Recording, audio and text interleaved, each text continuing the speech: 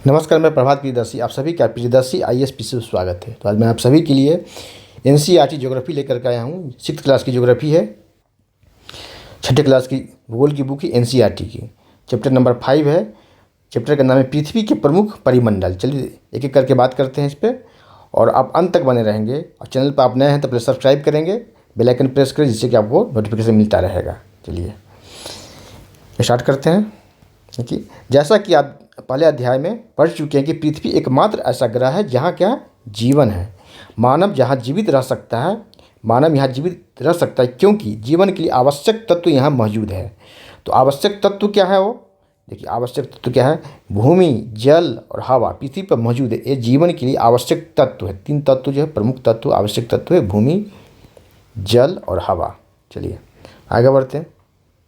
ये क्या है? पृथ्वी की सतह ऐसी है जिसमें पर्यावरण के 3 महत्वपूर्ण घटक है। ठीक है, पर्यावरण के 3 महत्वपूर्ण घटक है। ठीक है, पहले ये जानना कि पर्यावरण किसे कहते हैं। परि का अर्थ होता है आवरण, चारों ओर के आवरण। परि का पर्यावरण जो हमारे चारों ओर घिरे हुए, अर्थात पर्यावरण का शाब्दिक अर्थ होता है चारों ओर से घिरे हुए, सभी को पर्यावरण करते हैं। हमारे चारों ओर जो भी घिरे हुए हैं, जैसे कि आप स्कूल में हैं, स्कूल के चारों ओर जो भी देखते हैं, बगीचा देखते हैं, बेंच डेस्क ब्लैक बोर्ड जो भी आपको दिखाई दे रहा, सब पर्यावरण का हिस्सा है। ठीक है, तो पर्यावरण के घटक है। ठीक है, तो कह रहा कि इसके 3 पर्यावरण के 3 महत्वपूर्ण घटक है। 3 महत्वपूर्ण घटक। तो पर्यावरण के 3 महत्वपूर्ण घटक कौन कौन है? पर्यावरण के 3 महत्वपूर्ण घटक है स्थल भूमंडल, वायुमंडल और जलमंडल। ठीक है, और पर्यावरण के 3 प्रकार होते हैं। कौन कौन प्रकार होते हैं? 3 इसके प्रकार होते हैं पर्यावरण के। एक होता है भौतिक पर्यावरण, भौतिक पर्यावरण, भौतिक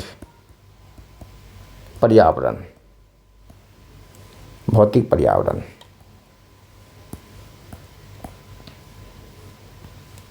भौतिक पर्यावरण। दूसरा होता है जैविक पर्यावरण। ठीक है, और तीसरा होता है सामाजिक पर्यावरण। सामाजिक पर्यावरण। 3 तरह के पर्यावरण होते हैं। ठीक है, और पर्यावरण के घटक है भूमंडल, वायुमंडल और जलमंडल। चलिए आगे बढ़ते हैं। देखिए, पर्यावरण के 3 महत्वपूर्ण घटक आपस में मिलते हैं। इस तरह से यहाँ देखिए आप, जैसे कि आप मैथ्स में बनाते होंगे वेन डायग्राम, ये हो गया बी और ये हो गया सी, ए बी एंड सी, और तीनों का जो है, ये जो है तीनों का, ये देखिए यहाँ इस तरह से ए बी और सी। ठीक है, हम देखें इसको, मान लीजिए ए बी एंड सी। ये क्या है? भूमंडल, वायुमंडल और जलमंडल। इस तरह से आप डिनोट कर सकते हैं। और बीच का जो हिस्सा है, ये क्या है? ये तीनों में है, मौजूद है, एक कॉमन है। तो यही जो है हमारे जीवन जीने के लिए आवश्यक है। ठीक है, जीवन के लिए आवश्यक पाए जाते हैं। ठीक है, क्या कहते हैं कि आपस में मिलते हैं, एक दूसरों को प्रभावित भी करते हैं। और पृथ्वी का ठोस भाग जिस पर हम रहते हैं उसे भूमंडल कहते हैं। ठीक है, भूमंडल, वायुमंडल, जलमंडल। ठीक है, 3 इसके घटक हैं। गैस की परतें जो पृथ्वी के चारों ओर से घेरती है उसे वायुमंडल कहते हैं। क्या? तो वायुमंडल किसे कहते हैं? गैस की परतें जो पृथ्वी को चारों ओर से घेरे रखती है उसे वायुमंडल कहते हैं। जहाँ ऑक्सीजन, नाइट्रोजन और कार्बन डाइऑक्साइड, सबसे अधिक मात्रा नाइट्रोजन की है। ठीक है, दूसरी गैसें भी पाई जाती है। पृथ्वी के बहुत बड़े भाग पर जल पाया जाता है। ठीक है, जिसे जलमंडल कहते हैं। ठीक है, और इस जलमंडल में सभी अवस्थाएं, जैसे कि आपको बर्फ़ भी इसमें शामिल होता है। जल और जलवाष्प, जलमंडल का हिस्सा बर्फ़ भी है, जल भी है और जलवाष्प भी। सभी क्या है? जल का ही रूप है। ठीक है, जल का ही रूप है। यह है ठोस रूप, यह है द्रव्य रूप और यह है वाष्प रूप। ठीक है, ठोस, द्रव्य और गैस, ये गैसीय अवस्था में रहता है। चलिए आगे बढ़ते हैं। जीव मंडल क्या है? एक ऐसी सीमित सीमा है। जीव मंडल एक ऐसी सीमित क्षेत्र है जहाँ स्थल, जल और हवा एक दूसरे के साथ मिलती है। मैंने यहाँ वेन डायग्राम बनाया। ठीक है, ए बी सी करके। एक को मान लीजिए स्थल मंडल, ये जल मंडल, ये वायुमंडल। ठीक है, जल, वायु, जल, हवा स्थल, जल और वायु, इस तरह से मान लिए। तो इसका क्या है, तीनों आपस में जहाँ मिलते हैं, कहाँ मिल रहे हैं, यही इसको वेन डायग्राम मैथ्स में भी आप बनाते होंगे वेन डायग्राम। ये तीनों क्या है, कॉमन पार्ट है, तीनों आपस में जहाँ मिलते हैं वही क्या है, मिलते हैं। तो ये जीवन के लिए ये सभी क्या है, जहाँ सही प्रकार के जीवन पाए जाते हैं, यहीं पर जीवन पाया जाता है। जहाँ स्थल, वायु, जल, वायु और स्थल मिलते हैं, जीवन पाया जाता है। तो यही जीवन की कल्पना हम कर सकते हैं। तो पृथ्वी पर ही जीवन पाया जाता है। ठीक है, देखिए यहाँ कुछ है। ग्रीक भाषा में लिथास का अर्थ होता है पत्थर, एटमास का अर्थ होता है वाष्प, और ह्यूडर का अर्थ होता है जल, बायोस का अर्थ होता है जीवन। क्या आप जानते हैं? चलिए, शाब्दिक अर्थ भी आप लोगों को मालूम होना चाहिए। ठीक है, चलिए आगे बढ़ते हैं। आगे क्या है, भूमंडल। ठीक है, पृथ्वी के ठोस भाग को भूमंडल कहा जाता है। क्या, पृथ्वी के ठोस भाग को भूमंडल कहा जाता है। यह भूप्रकृति की चट्टानों और मिट्टी की पतली परतों का बना होता है। किससे बना होता है भूमंडल? यह भूपट्टी की चट्टानों तथा मिट्टी की पतली परतों का बना होता है, जिसमें जीवों के लिए आवश्यक पोषक तत्व मौजूद होते हैं। आवश्यक पोषक तत्व मौजूद होते हैं। पीएन की जो है, पीएन के ये आवश्यक तत्व मौजूद होते हैं। ये प्राइमरी पोषक तत्व कहा जाता है। चलिए, पृथ्वी की सतह को दो भागों में बांटा जाता है। क्या है? पृथ्वी की सतह को दो भागों में बांटा जाता है। बड़े भाग, स्थलीय भूभाग को क्या कहता है? महाद्वीप कहा जाता है। बड़े स्थलीय भूभागों को महाद्वीप कहा जाता है। बड़े जलाशयों को महासागरीय बेसिन कहा जाता है। ठीक है, तो 7 महाद्वीप है और 5 महासागर है। चलिए आगे सबके बारे में बताऊंगा। चलिए, विश्व के सभी महासागर आपस में एक दूसरे से मिले हुए हैं। विश्व के जितने भी महासागर हैं, महासागरों की संख्या कितनी है? 5। ठीक है, और महाद्वीपों की संख्या 7। ठीक है, सभी महासागर क्या है, आपस में एक दूसरे से मिले हुए हैं, जुड़े हुए हैं। हाँ, चित्र में दिखलाया गया है, आगे होगा। ठीक है, विश्व के मानचित्र को देखिए। क्या सभी स्थलीय भूभाग एक दूसरे से आपस में जुड़े हुए हैं? समुद्र जल का तल सभी जगह समान, हाँ, समुद्र जल का तल सभी जगह समान होता है। ठीक है, समुद्रीय जल का तल सभी जगह समान होता है। समुद्र की ऊंचाई समुद्र तल से मापा जाता है, जिसे शून्य मापा जाता है। अब भारत में समुद्र तल की ऊंचाई कहाँ से मापा जाता है? तो चेन्नई से मापा जाता है। कहाँ? चेन्नई से। याद रखेंगे आपको, और आपको वनडे एग्जाम में पूछा जा सकता है कि भारत में समुद्र तल को कहाँ से मापा जाता है? तो चेन्नई से मापा जाता है। ठीक है, आगे बढ़ते हैं। चलिए, ये ऑस्ट्रेलिया है। आपको महादेशों के बारे में बताया जाएगा। ये एशिया है, हिंद महासागर है। ठीक है, यहीं पे क्या है, यूराल पर्वत है, ये एटलस पर्वत है, ये अल्पस पर्वत है। चलिए आगे बढ़ते हैं। और यह यहाँ देखिए, ये जो देख रहे हैं चित्र में, इंडीज पर्वत। तो कई बार एग्जाम में आ चुका है, वनडे एग्जाम में, कि विश्व की सबसे लंबी पर्वत श्रृंखला कौन सी है? तो यही इंडीज पर्वत श्रृंखला है। विश्व की सबसे लंबी पर्वत श्रृंखला इंडीज है। ठीक है, इंडीज है। और रॉकी पर्वत क्या है? उत्तरी अमेरिका में है।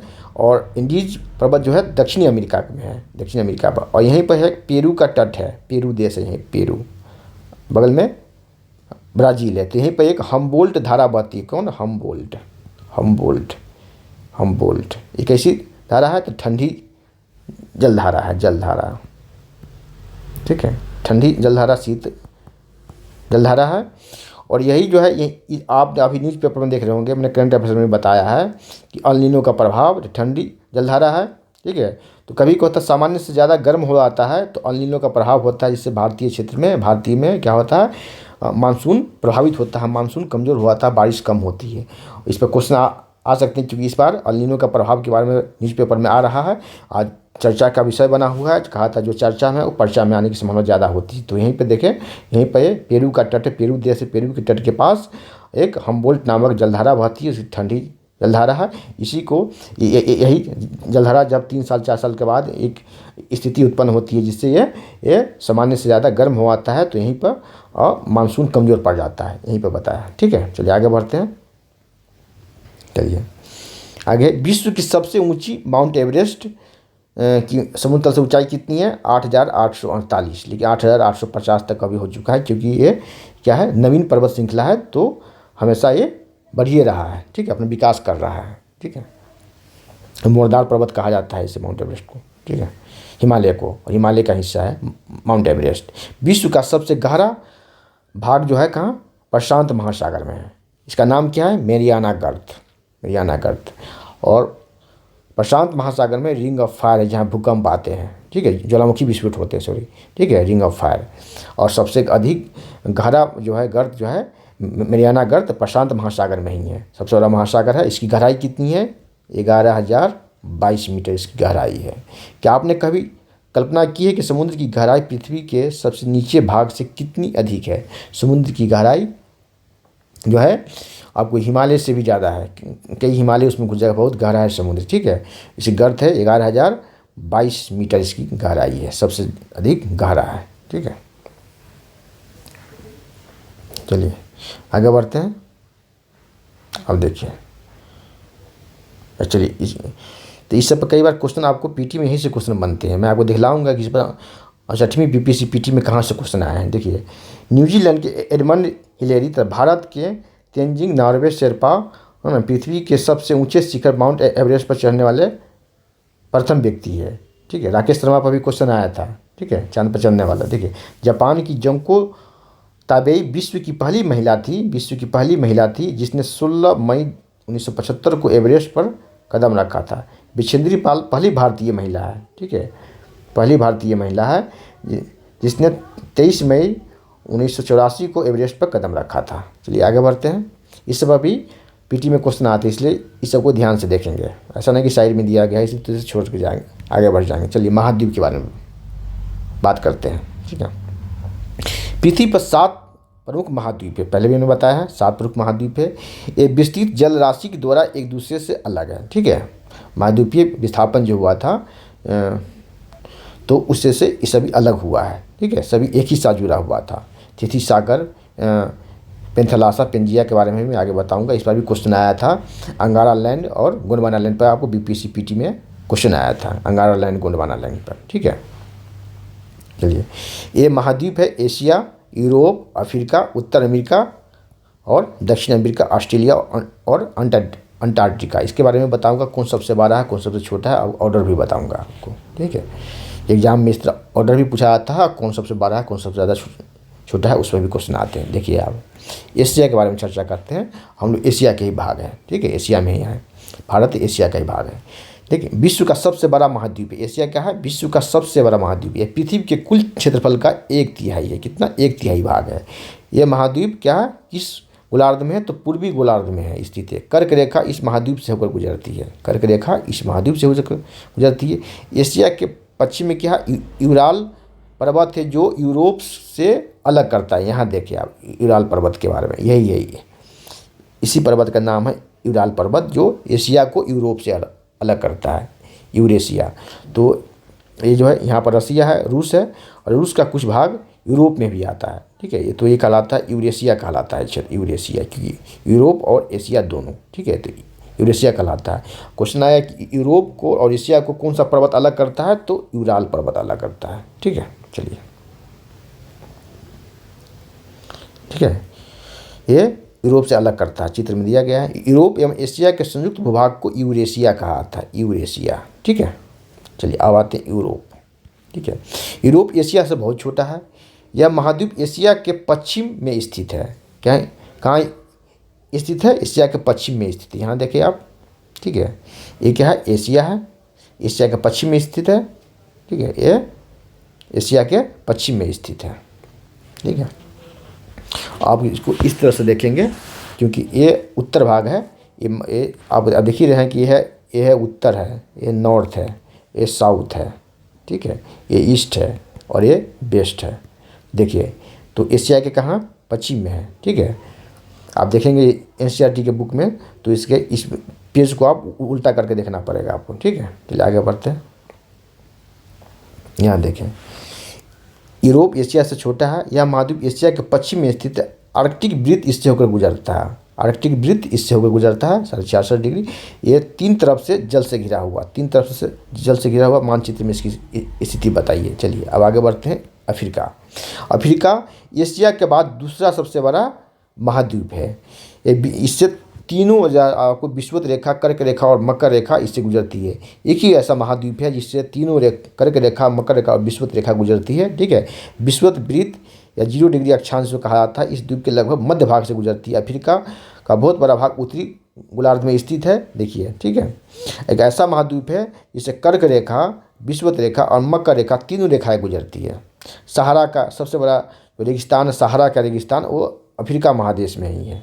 ठीक है, सबसे गर्म जो रेगिस्तान, सबसे बड़ा भी और सबसे गर्म भी है सहारा का रेगिस्तान। जो रेगिस्तान कहाँ, अफ्रीका महादेश में है, जो कि अफ्रीका में स्थित है। यह महाद्वीप चारों तरफ से क्या, समुद्र से घिरा हुआ, चारों तरफ से समुद्र से घिरा हुआ, महासागरों से घिरा हुआ है। यहाँ देखें आप, यही है अफ्रीका। ठीक है, अफ्रीका है, यह है आपको कर्क रेखा, ये विषुवत रेखा और ये मकर रेखा, तीनों रेखाएं इससे गुजरती है। ठीक है, इससे गुजरती है। ठीक है, ये उत्तरी गोलार्ध और दक्षिण गोलार्ध दोनों में है। चलिए आगे बढ़ते हैं। चित्र, विश्व के मानचित्र को देखिए। आप देखेंगे कि विश्व की सबसे लंबी नदी, हाँ, विश्व की सबसे लंबी नदी, विश्व की सबसे लंबी नदी क्या नाम है, नील। नील नदी विश्व की सबसे लंबी नदी है। तो इसकी लंबाई कितनी है भी जान लें, एग्जाम में भी आते हैं। तो इसकी लंबाई है आपको 6650 किलोमीटर इसकी लंबाई है। ठीक है, 6650 किलोमीटर इसकी लंबाई है। नील नदी की लंबाई 6650 किलोमीटर है। ठीक है, ये कितने देशों से गुजरती है, तो 10 देशों से गुजरती है नील नदी, 10 देशों से। चलिए, इसके पहले इसके उद्गम कहाँ है, तो विक्टोरिया झील के पास इसका उद्गम है। विक्टोरिया झील, विक्टोरिया झील से इसका उद्गम है। ठीक है, और दो नदी जो सहायक नदी है, इसका नाम है व्हाइट नील, एक का नाम है ब्लू नील। व्हाइट नील, ठीक है, एक है ब्लू नील। दो इसकी सहायक नदी है, व्हाइट नील और ब्लू नील। देखिए, ये दुनिया की सबसे लंबी नदी है। ठीक है, और एक है सबसे बड़ी नदी जो अमेजन नदी है। सबसे लंबी नदी और सबसे बड़ी नदी में अंतर जान ले। लंबाई में सबसे बड़ी है, लंबाई में। ठीक है, एक है 6 फुट का व्यक्ति कोई है, यह जान ले कि आप जो है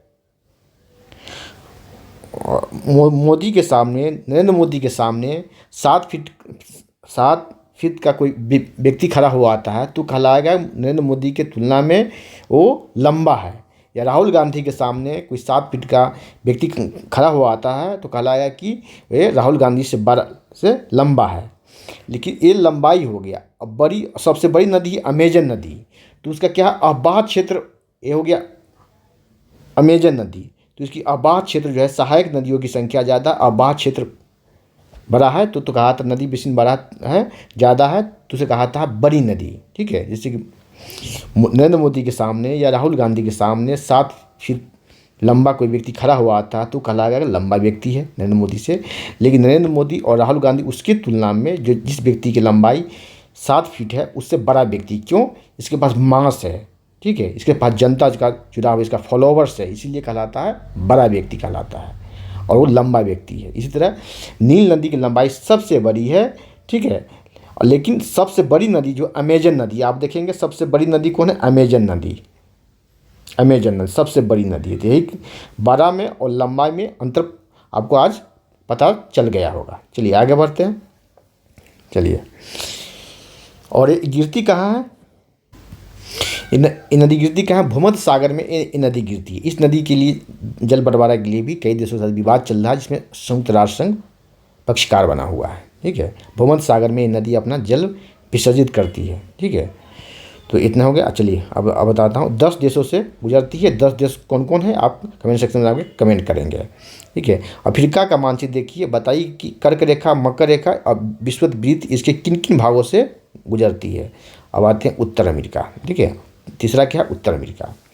विश्व का तीसरा सबसे बड़ा महाद्वीप है जिसका नाम है उत्तर अमेरिका। ठीक है, पहला एशिया, दूसरा अफ्रीका और तीसरा उत्तर अमेरिका। ठीक है, यह दक्षिण अमेरिका से एक संकरे जल स्थल से जुड़ा हुआ है जिसका नाम है पनामा जल स्थल। ठीक है, पनामा स्थल संधि है। उत्तर अमेरिका और दक्षिण अमेरिका जो है एक संकरे स्थल से जुड़ा हुआ है जिसका नाम है पनामा स्थल संधि। चलिए, जल संधि क्या है, स्थल संधि क्या है, वो भी मैं आपको बतलाता हूँ। चलिए यहाँ देखें, यहाँ देखें, यही है पनामा स्थल संधि। ध्यान से देखेंगे, यही है पनामा स्थल संधि। चैनल पर आप नए हैं तो आप सब्सक्राइब कर लें, बेल आइकन प्रेस करें, जिससे कि आपको नोटिफिकेशन मिलता रहेगा और आप अंत तक बने रहें। एक एक करके मैं सारे काम में डिस्कशन करूँगा, ठीक है। यह है, क्या नाम है इसका, स्थल संधि है। क्या नाम है स्थल संधि का? पनामा स्थल संधि है, ठीक है। पनामा स्थल संधि, पनामा स्थल संधि, पनामा, ठीक है। यह है उत्तर अमेरिका, यह है दक्षिण अमेरिका, दक्षिण अमेरिका। क्या स्थल संधि, तो स्थल संधि और जल संधि किसे कहते हैं? देखिए दोनों यहाँ पे दिया गया है। स्थल संधि, स्थल का एक संकरा भाग होता है, संकरा भाग, पतला भाग, जो दो बड़े स्थलीय भागों को एक दूसरे से जोड़ता है, तो यही जोड़ता है, ये स्थल संधि, पनामा स्थल संधि है। और जल संधि किसे कहते हैं? देखिए पानी का संकरा भाग, ये स्थल का संकरा भाग तो स्थल जल संधि, सॉरी स्थल का संकरा भाग तो स्थल संधि, और पानी का जल का संकरा भाग तो जल संधि, ठीक है। जल संधि पानी का संकरा भाग जो दो बड़ी जल राशियों को जैसे समुद्र या महासागरों को जोड़ती है, तो उसे कहा जाता है जल संधि कहा जाता है। इस तरह क्या है, पाक जल संधि है। इस पर भी मैं बात करूंगा, पाक जल संधि। चलिए पहले मैं इस पर बातें कर रहा हूँ, पनामा जल संधि, ठीक है। अब देखिए पनामा जल संधि की बात हो रही है, उत्तर अमेरिका दक्षिण अमेरिका की। अब मैप भी दिया है तो साथ साथ में हम मैप भी करते चलते हैं, ठीक है। यहाँ देखें आप, ये जो दिया गया है ये क्या है, ये है, इसका नाम है हडसन की खाड़ी। क्या है? हडसन की खाड़ी, हडसन की खाड़ी, हडसन की खाड़ी, ये है हडसन की खाड़ी, हडसन की खाड़ी। जो भी मुखर्जी नगर में आती है, नेहरू विहार में रहते हैं दिल्ली में, जीटीबी नगर के पास एक हडसन लेन भी है। क्या है? एक हडसन लेन भी है, देखिए। और यहाँ क्या है, हडसन की खाड़ी है। जीटीबी नगर में गुरु तेग बहादुर नगर जो है, जीटीबी नगर जो उसे किंग्सवे कैंप भी कहा था। पुराना नाम उसका किंग्सवे कैंप है, नया नाम जीटीबी नगर है, गुरु तेग बहादुर नगर, ठीक है। तो उसके बगल में एक हडसन लेन भी है, ठीक है। और ये हडसन की खाड़ी है। क्या है? हडसन की खाड़ी है, ठीक है। देखिए ये कनाडा है ये, ठीक है। यहाँ देखें, इसके बारे में भी जान ले। यह है मैक्सिको की खाड़ी। ये क्या है? यह है मैक्सिको की खाड़ी, यह है मैक्सिको की खाड़ी, यह है मैक्सिको की खाड़ी, मैक्सिको की खाड़ी, मैक्सिको की खाड़ी, यह है मैक्सिको की खाड़ी, ठीक है। लेकिन इसके नीचे एक और खाड़ी है, काम्पेस की खाड़ी। यहाँ देखिए, ये जो मैक्सिको की खाड़ी, इसके जस्ट नीचे जो है, यहाँ जो है, यह है काम्पेस की खाड़ी। क्या है? काम्पेस की खाड़ी, काम्पेस की खाड़ी, काम्पेस की खाड़ी, ठीक है। काम्पेस की खाड़ी है, ठीक है। और यहाँ जो जब इसका नाम दिया गया पनामा स्थल संधि, तो यहाँ एक पनामा की खाड़ी है। ये क्या है? पनामा की खाड़ी, पनामा की खाड़ी है, ठीक है। चलिए, थोड़ी देर पहले मैंने बात किया है आगे आपसे कि पेरू तट, पेरू का तट, ठीक है। पेरू का तट, जहाँ क्या है, यहाँ एक हम्बोल्ट जलधारा प्रवाहित होती है। पेरू का तट है, पेरू का तट, यहीं पर हम्बोल्ट नामक जलधारा प्रवाहित होती है, ठंडी जलधारा। और यहीं पे क्या है, यहीं से एक ठंडी जलधारा 3 साल 4 सालों में क्या होता है, यहाँ कुछ परिवर्तन आता है, जिसके कारण ठंडी जलधारा जो है सामान्य से गर्म हो आता है, उससे गर्म हो आता है तो अल नीनो कहलाता है। वो स्थिति आता है जब मानसून कमज़ोर पड़ आता है। भारत में मानसून कमज़ोर पड़ने की चेतावनी आ रही है, क्योंकि बहुत चर्चा में इसलिए कि भारत की कृषि जो है वो मानसून पर डिपेंडेंट है, ठीक है, आधारित है। अगर मानसून ठीक रहा, सामान्य रहा, तो फसल अच्छा आता है, कृषि पैदावार अच्छा होता है, भारत की जीडीपी बढ़ जाती है। तो इस बार बहुत चर्चा में है मानसून। और तो अल नीनो जो प्रभावित होता है यहीं से होता है, यहीं पर हम्बोल्ट की जलधारा है और सामान्य से ज़्यादा गर्म हो आता है, जिसके कारण अल नीनो का प्रभाव होता है। और अल नीनो का प्रभाव में क्या होता है, मानसून कमज़ोर पड़ जाता है। मानसून को कमज़ोर पड़ने से क्या होता है, भारत में बारिश कम होती है, या जिस देशों में भी मानसून के कारण वर्षा होती है, वहाँ अल नीनो के प्रभाव से वहाँ बारिश कम होती है। चलिए आगे बढ़ते हैं, तो बता दिए। अब आ रहे हैं, जो मैप दिया ही है, यह है पाक जल संधि। कौन सी जल संधि है? पाक जल संधि, पाक जल संधि, पाक जल संधि, जल संधि लिखा हुआ। देखिए, ये पाक, पाकिस्तान को पाक भी कहा जाता है, तो वो पाक नहीं, पाकिस्तान नहीं, इसका नाम था अल्बर्ट पार्क था। क्या था? Robert park, sorry Robert park क्या था? एक ब्रिटिश ऑफिसर था रॉबर्ट पार्क। रॉबर्ट पार्क, इसका नाम था पार्क था, इसलिए पार्क कहा था, अपभ्रंश रूप है। रॉबर्ट पार्क तो था ब्रिटिश ऑफिसर था। क्या था? ये ब्रिटिश ऑफिसर था। ठीक है, इसी ने इसका नामकरण किया, इसलिए इसका नाम दे दिया गया पाक जल संधि। ठीक है, पाक। और ये क्या है? ऊपर में पाक की खाड़ी है। ये क्या है? पाक की खाड़ी है। ये पाक की खाड़ी, पाक की खाड़ी की खाड़ी। और नीचे जो है मन्नार की खाड़ी, ये है मन्नार की खाड़ी, ये है इसका नाम है मन्नार की खाड़ी, मन्नार की खाड़ी। ठीक है, ये यहीं पर आपको रामेश्वर मिलेगा, यहीं पर। ये अब इसकी लंबाई कम है, यहाँ पर मैप में यहीं पर आपको रामेश्वर मिलेगा, पंपन चैनल मिलेगा, पर्ल तट मिलेगा, धनुष कोठी मिलेगा। ठीक है, यहीं पे इसी के बीच में क्या है? ये तमिलनाडु का तट है और ये श्रीलंका का जाफना जिला है। ठीक है, उत्तरी श्रीलंका का जाफना जिला है। जाफना, यहाँ पर जाफना जिला, जाफना भी न्यूज़ में आता रहता है कि मछुआरा को जाफना के आसपास को पकड़ लिया गया है। ठीक है, ये जाफना जिला उत्तरी श्रीलंका का जाफना जिला है और ये अपना ये तमिलनाडु का तट है, इससे जुड़ा हुआ है। चलिए आगे बढ़ते हैं। ठीक है, नहीं इससे पहले ये देखें कि जल संधि की बात हो रही है। जो जल संधि की बात हो रही थी, इसके साथ साथ ये जान ले कि विश्व का सबसे लंबा जल संधि कौन सा है। तो विश्व का सबसे लंबा जल संधि, विश्व का सबसे लंबा जल संधि। ठीक है, जल संधि का नाम भी जान हो सकता है, ये भी क्वेश्चन आ सकता है, आ चुका है कई एग्जाम में। उसका नाम है मलक्का जल संधि। क्या है? मलक्का जल संधि। मलक्का जल संधि किसको जोड़ता है? कमेंट सेक्शन में कमेंट करेंगे। ठीक है, जब सबसे लंबी जल संधि मलक्का जल संधि है, सबसे चौड़ी जल संधि कौन सी है? विश्व की सबसे चौड़ी का नाम है, सबसे चौड़ी जल संधि का नाम है डेविस जल संधि। कौन सा? डेविस जल संधि। ठीक है, डेविस जल संधि। और यहाँ पर राम सेतु को एडम ब्रिज भी कहा था। चलिए आगे बढ़ते हैं, कहाँ तक थे हम लोग? चलिए यहाँ तक हो चुका है पनामा जल संधि। अब आगे आते हैं। देखिए, कहा जाता है कि यह महाद्वीप पूरी तरह से उत्तरी एवं पश्चिमी गोलार्ध में स्थित है। ठीक है, कौन सा? उत्तरी अमेरिका। यह महाद्वीप 3 महासागरों से घिरा है। क्या आप महासागरों का नाम बता सकते? 3 महासागरों से घिरा है। ठीक है,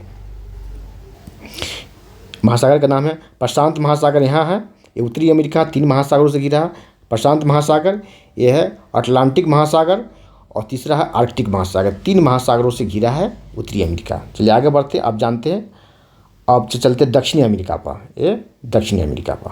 ठीक है, दक्षिण अमेरिका का अधिकांश भाग दक्षिणी गोलार्ध में स्थित है। सत्य है, दक्षिणी गोलार्ध में स्थित है इसका अधिकांश भाग। इसके पूर्व एवं पश्चिम में कौन 2 से महासागर स्थित है? पूर्व में और पश्चिम में कौन 2 महासागर स्थित है? तो पश्चिम में कौन सा है महासागर है? ये भी क्या है? प्रशांत महासागर। यहाँ प्रशांत महासागर, यहाँ भी प्रशांत महासागर है। और पूर्व में, इसका पूर्व का हिस्सा होगा यहाँ पर अटलांटिक महासागर। कौन सा? अटलांटिक महासागर। और ये एस आकार का होता है। चलिए उसके बारे में भी आगे बताया गया है, एस आकार का होता है, एस आकार का। अटलांटिक महासागर जो एस आकार का है। चलिए अब आगे बढ़ते देखते हैं। इसके पूर्व एवं पश्चिम में कौन 2 से महासागर है? तो प्रशांत महासागर एवं अटलांटिक महासागर, 2 महासागर है। विश्व की सबसे लंबी श्रृंखला इंडीज इसके उत्तर में स्थित है। इसके उत्तर से लेकर दक्षिण तक फैली है। यहाँ देखिए आप, इंडीज के बारे में देखिए आप, यही ने बताया था आपको मैं। विश्व की सबसे लंबी पर्वत श्रृंखला है, इसका नाम है इंडीज पर्वत श्रृंखला। उत्तर से लेकर के ये उत्तर है, उत्तर से लेकर दक्षिण तक फैला हुआ है इंडीज पर्वत श्रृंखला। ये कहाँ? तो दक्षिण। आपसे क्वेश्चन पूछा जाएगा एग्जाम में, विश्व की सबसे लंबी पर्वत श्रृंखला कौन सी है? इंडीज पर्वत श्रृंखला। विश्व की सबसे लंबी पर्वत श्रृंखला इंडीज पर्वत श्रृंखला किस महादेश में है? तो दक्षिणी अमेरिका में है। ठीक है, ये दक्षिण अमेरिका का हिस्सा। चलिए आगे बढ़ते हैं। चलिए, और सबसे बड़ी नदी कौन सी? अमेजन नदी। दक्षिण अमेरिका में विश्व की सबसे बड़ी नदी का नाम क्या है? अमेजन है। अमेजन कहाँ है? तो दक्षिण अमेरिका में है। और अमेजन किस देश से गुजरता है, इसके बारे में आप कमेंट सेक्शन में आके कमेंट करेंगे। ठीक है, और सबसे बड़ी और सबसे लंबी क्या अंतर है, किसे कहते हैं, वो मैंने आपको बता दिया है। सबसे बड़ी नदी कौन सी है? अमेजन नदी। चलिए अब आगे आते हैं ऑस्ट्रेलिया पर। ये भी एक महादेश है। विश्व की सबसे छोटी है, ये क्या है? चलिए इसे मैं मिटा रहा हूँ। विश्व की सबसे छोटी है कौन सी महादेश है? ऑस्ट्रेलिया है, जो कि पूरी तरह से दक्षिणी गोलार्ध में स्थित है। यह चारों तरफ से महासागरों एवं समुद्रों से घिरा है। इसे द्वीपीय महाद्वीप कहा जाता है, क्योंकि चारों बगल से ये महासागरों से घिरा है, इसलिए इसे द्वीपीय महादेश कहा जाता है। क्या कहा जाता है? द्वीपीय महादेश। यहाँ देखिए इसकी स्थिति यही है, ये ऑस्ट्रेलिया है, चारों बगल से समुद्र से घिरा हुआ है, इसलिए इसे द्वीपीय महादेश कहा जाता है। क्वेश्चन आएगा कि द्वीपीय महादेश किसे कहा जाता है, किस महादेश को कहा जाता है? तो ऑस्ट्रेलिया को कहा जाता है द्वीपीय महादेश।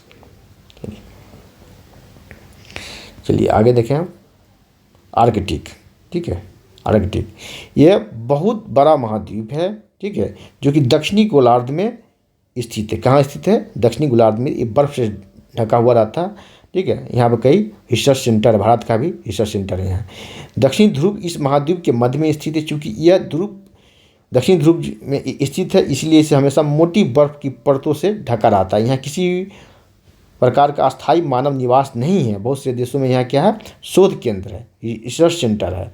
भारत के भी शोध केंद्र है, कौन सा? मैत्री और दक्षिणी गंगोत्री नामक 2 शोध केंद्र यहाँ स्थित है, ठीक है।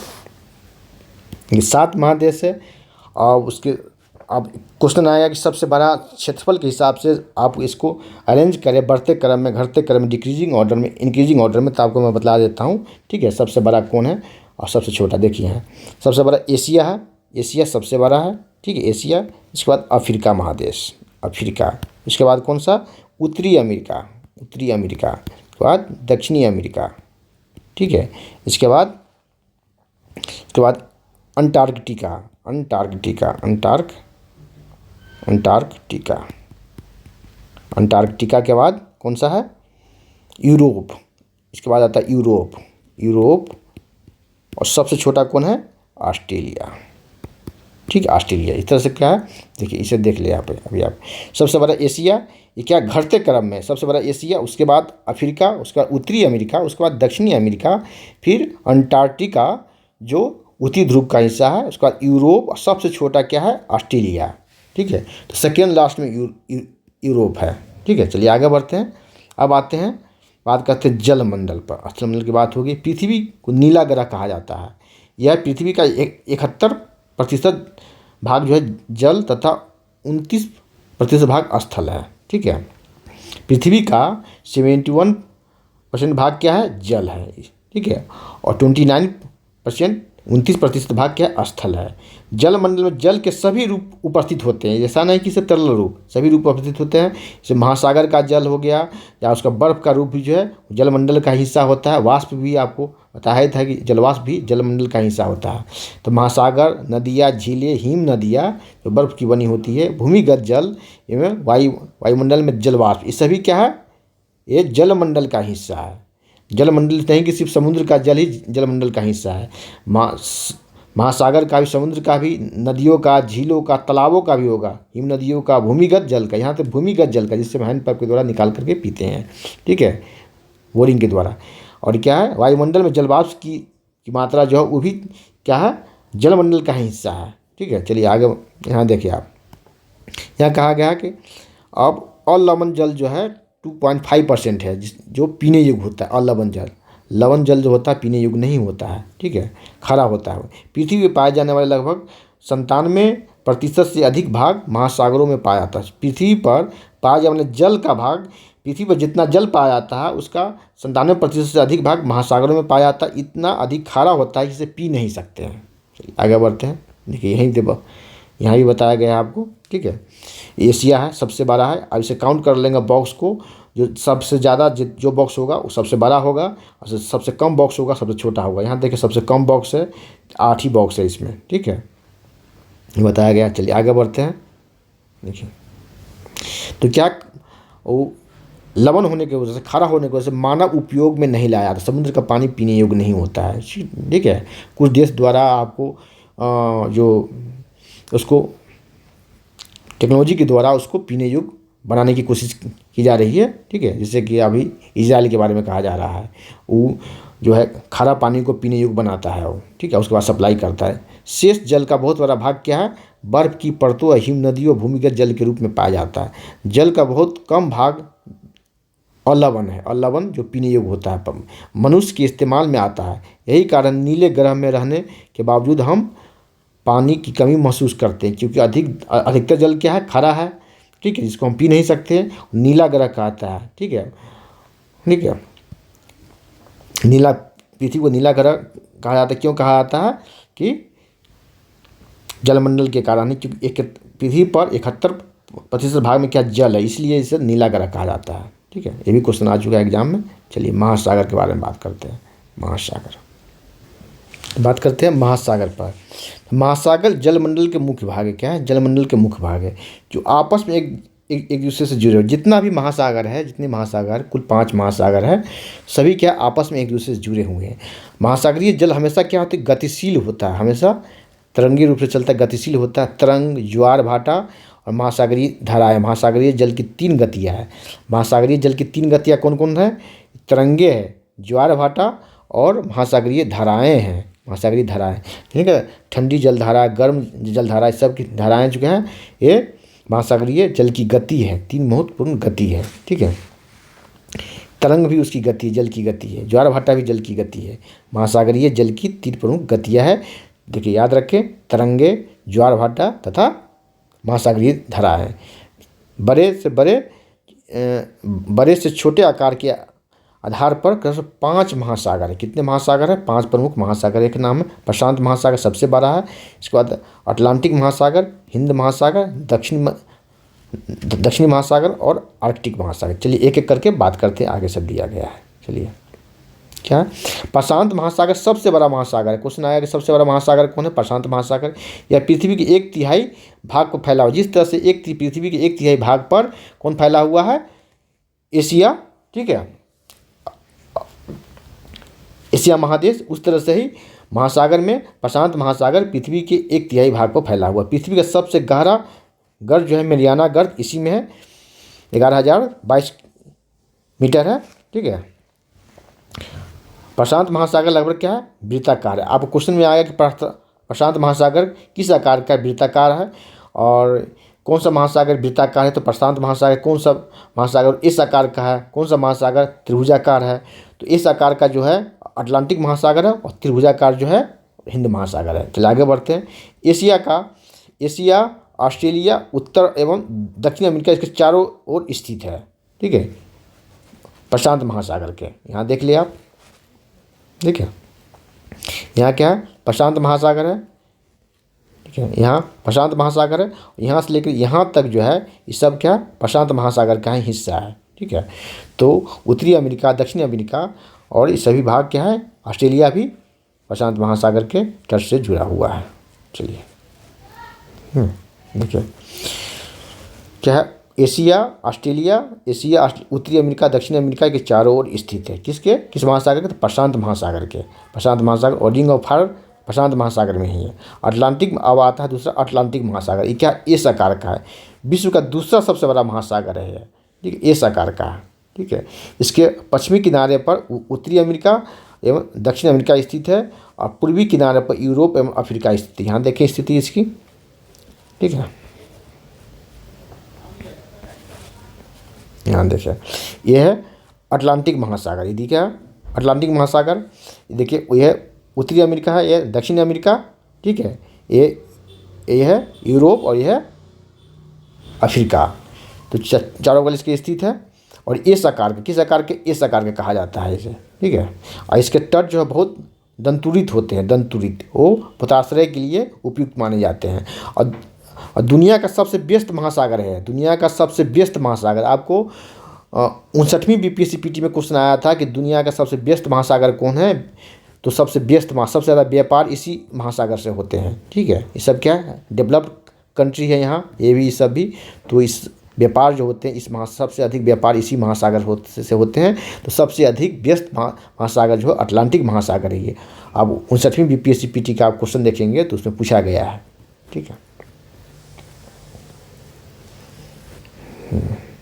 चलिए आगे बढ़ते हैं, ठीक है। अटलांटिक महासागर की तट रेखा बहुत क्या है, दंतुरित है, दंतुरित है, देखिए दंतुरित क्या दिया गया है, ये दंतुरी खुरदुरा है। तो ये क्या होता है, प्राकृतिक पोताश्रय के लिए क्या है, यह अनियमित एवं दंतुरी तटरेखा जो है प्राकृतिक पोताश्रयों एवं पत्तनों के लिए आदर्श स्थिति उत्पन्न करता है, आदर्श स्थिति बनाता है। ठीक है, लंगर डालने के लिए भी। व्यापार की दृष्टि से सबसे व्यस्त महासागर है। आपको 59वीं बीपीएससी पीटी में पूछा गया है। हिंद महासागर, अब आते हैं हिंद महासागर। कौन सा महासागर? हिंद महासागर। हिंद महासागर एक ऐसी महासागर जिसका नाम किसी देश के नाम पर पड़ा, भारत के नाम पर पड़ा है। यह महासागर क्या है, किस आकार का है? तो त्रिभुजाकार है। यहाँ देखिए, प्रशांत महासागर वृत्ताकार है, अटलांटिक महासागर इस आकार का है, और अपना हिंद महासागर का है त्रिभुजाकार है। ठीक है, इसके उत्तर में एशिया है, पश्चिम में अफ्रीका है और पूर्व में ऑस्ट्रेलिया है। ठीक है, उत्तर में एशिया, पश्चिम में अफ्रीका और पूर्व में ऑस्ट्रेलिया है। यहाँ देखें, यही हिंद महासागर है। कहिए ना हिंद महासागर, यही हिंद महासागर की स्थिति है। आगे देखें, अब देखिए, अब आते हैं दक्षिणी महासागर। अंटार्कटिका महाद्वीपों के चारों ओर से घेरता है। ये अंटार्कटिका महाद्वीप के उत्तर में 60 डिग्री दक्षिणी अक्षांश तक फैला हुआ है। ठीक है, यह है दक्षिणी महासागर। अब देखिए, अब आर्कटिक महासागर, ये क्या उत्तर ध्रुव वृत्त में स्थित है। कहाँ स्थित है? उत्तर ध्रुव वृत्त में स्थित है, या उत्तर ध्रुव के चारों ओर फैला हुआ है। प्रशांत महासागर से छिछले जल के साथ जुड़ा हुआ संकरित जल के, इसका नाम बेरिंग जल संधि के नाम से जाना जाता है। उत्तरी अमेरिका के पूर्वी तट और यूरेशिया से घिरा हुआ है। अंटार्कटिक महासागर क्या है? आर्कटिक महासागर। देखिए,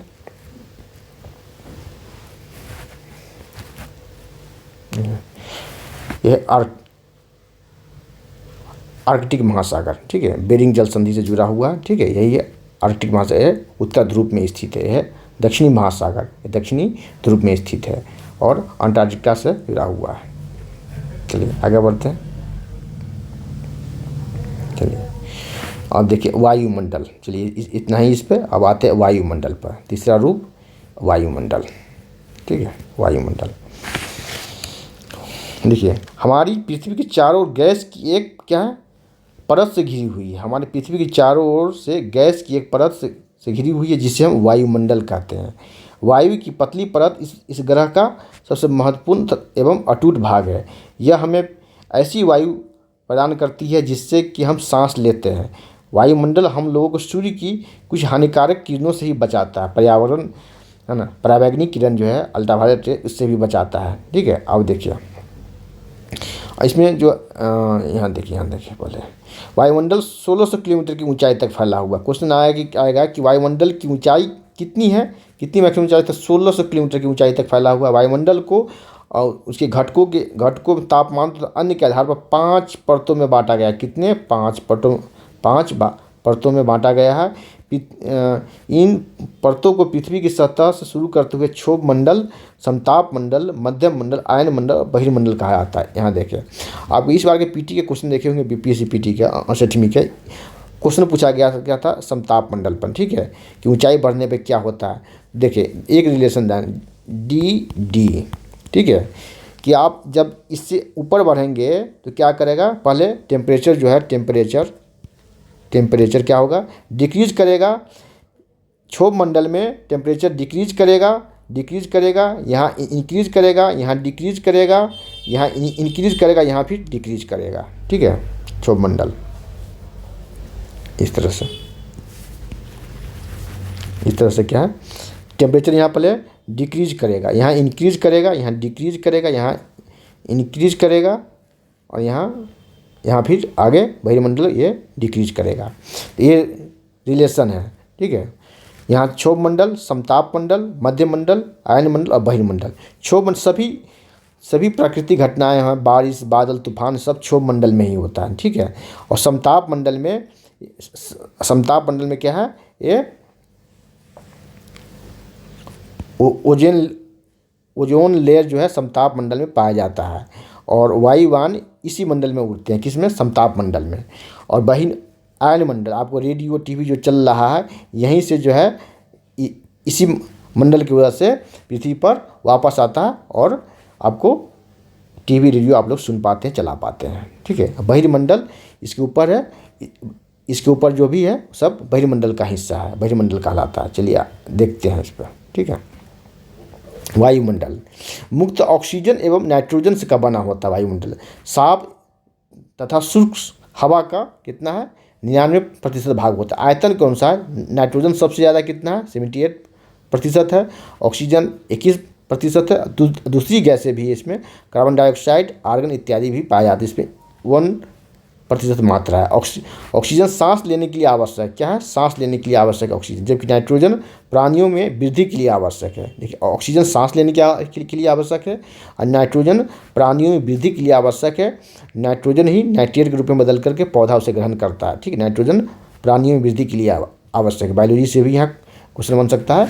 ठीक है, नाइट्रेट के रूप में पेड़ पौधा नाइट्रोजन को लेता है। ठीक है, ठीक है, तो ये प्राणियों की वृद्धि के लिए आवश्यक। कार्बन डाइऑक्साइड अति बहुत कम मात्रा में पाया जाता है, कितना, 0.03% पाया जाता है। ठीक है, ये ग्लोबल वार्मिंग का कारण होता है। लेकिन पृथ्वी के द्वारा छोड़ी गई ऊष्मा को अवशोषित, देखिए यहीं से क्वेश्चन आया है। आप देखेंगे कि बीपीएससी में क्वेश्चन कहाँ से आ रहा है, एनसीईआरटी से क्वेश्चन पूछा जा रहा है। इस पर क्वेश्चन पूछा गया था कि पृथ्वी के वायुमंडल किससे गर्म होता है, तो पृथ्वी द्वारा छोड़ी गई पार्थिव विकिरण से गर्म होता है। पार्थिव विकिरण क्या होता है, और लॉन्ग वेव होता है। ठीक है, ये क्या है, पृथ्वी के द्वारा छोड़ी गई ऊष्मा को अवशोषित करता है। यही पार्थिव विकिरण को अवशोषित करके जो भी ग्रीन हाउस गैसें हैं, कार्बन डाइऑक्साइड सबसे बड़ा green house gas carbon dioxide gas है। तो क्या पृथ्वी द्वारा छोड़ी गई ऊष्मा को, इसको पृथ्वी द्वारा छोड़ी गई ऊष्मा को पार्थिव विकिरण कहा जाता है, और लॉन्ग वेव लेंथ होता है। इसको पृथ्वी को गर्म रखती है। ठीक है, सोख लेती है, ऑब्जर्व कर लेती है। ठीक है, और यह पौधे की वृद्धि के लिए भी आवश्यक होता है। किसके लिए, पौधे की वृद्धि के लिए भी आवश्यक होता है। ऊंचाई के साथ वायुमंडल के घनत्व में भिन्नता आती है। ऊंचाई के साथ वायुमंडल के घनत्व में भिन्नता आती है। यह समुद्र तल पर क्या होता है, सबसे अधिक घना होता है। सबसे अधिक घना वायुमंडल का सबसे अधिक घनत्व कहाँ होता है, समुद्र तल पर होता है। जैसे जैसे हम ऊपर की ओर जाते हैं, तेजी के साथ घटता आता है। क्या घटता है, तो घनत्व घटता आता है। आप जानते हैं कि पहाड़ों पर पर्वतारोहियों को हवा के घनत्व में कमी के कारण सांस लेने में दिक्कत होती है, कठिनाई होती है। ऊंचाई पर सांस लेने के लिए उन्हें अपने साथ ऑक्सीजन सिलेंडर लेके जाना पड़ता है। ठीक है, चलिए आगे बढ़ते हैं। देखिए, ऊपर की ओर जाते तापमान भी घटता आता है। ऊपर की ओर जाते तापमान भी घटता है। वायुमंडल पृथ्वी पर दबाव डालता है। क्या डालता है, वायुमंडल भी पृथ्वी पर दबाव डालता है। यह एक स्थान से दूसरे स्थान पर अलग अलग होता है, क्योंकि जहाँ जहाँ घनत्व जहाँ अलग अलग होगा तो दबाव भी उसका अलग अलग पड़ेगा। ठीक है, तो घनत्व के अनुसार होता है। जहाँ घनत्व ज़्यादा होगा वायुमंडल का, वहाँ पृथ्वी पर दबाव ज़्यादा होगा। जहाँ घनत्व कम होगा, वहाँ वायुमंडल का दबाव पृथ्वी पर कम पड़ेगा। कुछ क्षेत्रों में हमें अधिक दबाव महसूस होते हैं। ठीक है, जबकि कुछ क्षेत्रों में कम। ठीक है, वायु के उच्च दाब से निम्न दाब की ओर बहती है, जिससे पानी भी, जल भी ऊंचाई से अधिक ऊंचाई से कम ऊंचाई की ओर प्रभावित होती है, बहती है। उसी तरह वायु भी उच्च दाब से निम्न दाब की ओर बहती है। गतिशील वायु को क्या कहा था, पवन कहा था। पवन किसे कहते हैं, तो गतिशील वायु को पवन कहते हैं। स्थिर वायु को पवन नहीं कहते। जो गति में है, जो गतिशील है, उसे पवन कहा जाता है। किसे, वायु, गतिशील वायु को। अब है जीवमंडल। जीवमंडल जो है स्थल, जल और हवा। ये आपको मैंने पहले ही बताया है वेन डायग्राम से। क्या है, ये 3 ले लेंगे हम। ठीक है, ये स्थल, जल और हवा,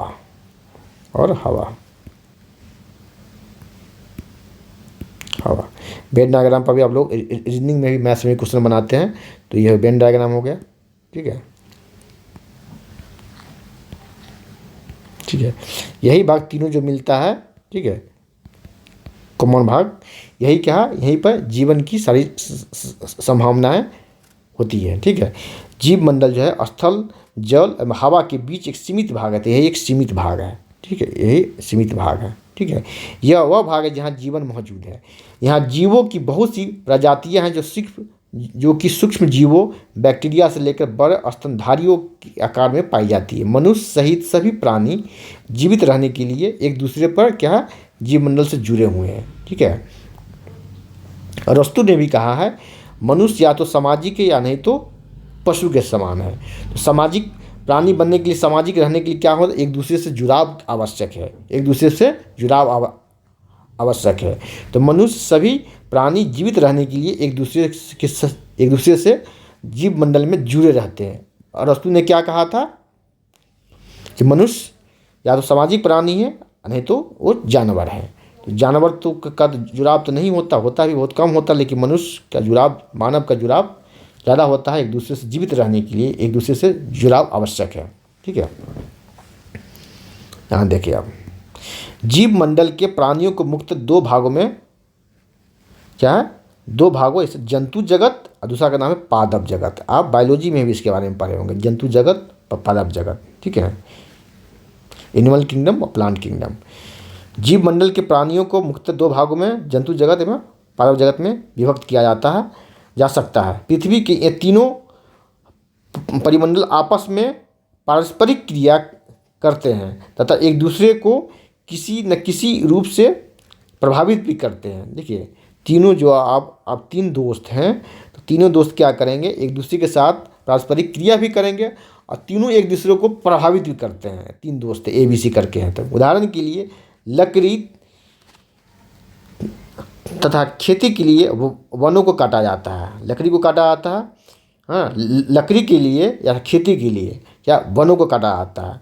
इससे क्या, ढलुआ भाग पर मिट्टी का कटाव तेज़ी से होने लगता है। इसलिए कहा था वन को नहीं काटने के लिए, वन लगाने, वृक्ष लगाने के लिए क्या होता है, मिट्टी का कटाव ज़्यादा होने लगता है। आप वन को काटते हैं, ठीक है, आप पेड़ पौधों को काटते हैं। तो इसी प्रकार प्राकृतिक आपदाएं आती है, जैसे कि भूकंप से पृथ्वी की सतह में परिवर्तन आते हैं।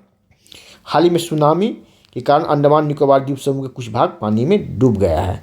झीलों तथा नदियों में प्रदूषित जल के प्रभावित होने का इनका मानव जल के इस्तेमाल लायक नहीं रह जाते हैं। ठीक है, अब गंगा सफाई अभियान चल रहा है, यमुना सफाई अभियान, बहुत सारी नदियों की सफाई के लिए क्या है कि ये सब क्या है ना, प्रदूषण बढ़ रहा है। ठीक है, अंडमान निकोबार ये सब के बारे में बताया है। ठीक है, अब आगे देखें, यह जल दूसरे जीवों को नुकसान पहुंचाते हैं। ये जल क्या है, प्रदूषित जल क्या है, दूसरे जीवों को भी नुकसान पहुंचाते हैं। चलिए, उद्योग के बारे में बताया गया। उद्योगों, तापीय विद्युत संयंत्रों तथा गाड़ियों का उत्सर्जी पदार्थ वायु को प्रदूषित करता है। ठीक है, कार्बन डाइऑक्साइड वायु का एक महत्वपूर्ण घटक है, लेकिन कार्बन डाइऑक्साइड की मात्रा में वृद्धि के कारण पृथ्वी के तापमान में वृद्धि हो रही है। क्यों, ग्लोबली वार्मिंग हो रहा है। ठीक है, पृथ्वी के पार्थिव विकिरण को ये रोक लेता है, जिससे पृथ्वी का वायुमंडल गर्म हो रहा है ज़्यादा। ठीक है, और सटीक BPCPT में से क्वेश्चन आया था कि पृथ्वी जो है क्यों गर्म, कैसे गर्म होता है, तो पृथ्वी के पार्थिव विकिरण के कारण गर्म होता है। ठीक है, इसे वायुमंडलीय तापन कहा जाता है। क्या कहा था, वायुमंडलीय तापन, इंग्लिश में बोलते हैं ग्लोबल वार्मिंग कहा जाता है। इसलिए भूमंडल, वायुमंडल तथा जलमंडल के बीच के प्राकृतिक संतुलन को बनाए रखने के लिए पृथ्वी के संसाधनों का सीमित उपयोग की आवश्यकता है, सीमित उपयोग। ठीक है, चलिए आगे बढ़ते हैं। तो इतना ही है। अब क्वेश्चन देखते हैं, इस पर क्वेश्चन देखिए। इसमें देखिए, एक क्वेश्चन देखिए, कौन सी पर्वत श्रृंखला एशिया एवं यूरोप को अलग करती है। मैंने पहले ही बताया है कौन सी पर्वत श्रृंखला, इसका नाम है यूराल। ठीक, यूराल। 2 नंबर देखिए, उत्तर अमेरिका दक्षिण अमेरिका कैसे जुड़ा है। तो ये जल संधि से या स्थल संधि से, तो स्थल संधि से जुड़ा है। क्या नाम है, ये स्थल संधि से जुड़ा है। इसका नाम क्या है, पनामा स्थल संधि। ठीक है, चलिए आगे बढ़ते हैं। 3 नंबर, वायुमंडल में किस गैस का प्रतिशत सबसे अधिक है। तो राइट आंसर होगा आपको ए, नाइट्रोजन। कितना, 78%। ठीक है, ऑक्सीजन 21%, ए कार्बन डाइऑक्साइड 0.03%। चलिए आगे देखते हैं। पृथ्वी का कौन सा भाग ठोस चट्टानों का बना हुआ है। तो राइट आंसर होगा आपका स्थल मंडल। कौन सा, स्थल मंडल बना हुआ है, इस पर हम लोग निवास करते रहते हैं। 5वां है, सबसे बड़ा महाद्वीप कौन सा है। सबसे बड़ा महाद्वीप जो एशिया है। कौन सा, एशिया है सबसे बड़ा महाद्वीप, जिस पर हम लोग हैं। ठीक है, 3 नंबर देखें, पृथ्वी का सबसे गहरा भाग कौन सा नाम है इसका, मेरियाना गर्त। प्रशांत महासागर, इसकी गहराई कितनी है, 11,022 मीटर। ठीक है, 2 नंबर देखिए, डैश महासागर का नाम एक देश के नाम पर, तो हिंद महासागर भारत के नाम पर है। तीसरा है डैश स्थल जल एवं वायु का एक सीमित भाग है जो जीवन के लिए आवश्यक है। राइट आंसर होगा इसका जीव मंडल। क्या है, जीव मंडल। जीव मंडल, यही है ना जीव मंडल, और यही कहलाएगा आपका जीव मंडल, यही जीव मंडल कहलाएगा, जीव मंडल। ठीक है, जीव मंडल। देखिए यूरोप एवं एशिया महाद्वीप को एक साथ कहा जाता है, क्या यूरेशिया कहा जाता है, क्या कहा जाता है यूरेशिया, यूरेशिया। ठीक है, पृथ्वी पर सबसे ऊंचा पर्वत है कौन सा, माउंट एवरेस्ट, माउंट एवरेस्ट। ऊंचाई कितनी है 8,848 मीटर, 8,848 मीटर।